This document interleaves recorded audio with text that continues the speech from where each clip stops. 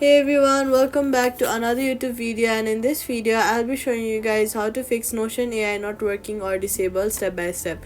Is Notion AI not working or showing you as disable on your iPhone? Here's how to fix it fast. First of all, check your subscription. Notion AI requires a paid plan. Open settings, Notion My Plan to ensure your subscription is active.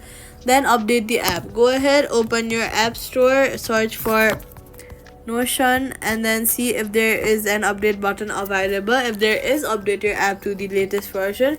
New updates fix AI related bugs. Then enable notification. Notion AI in settings. Enable Notion AI in settings. Tap settings, Notion AI, and enable AI. If it's already on, toggle it off and back on to refresh.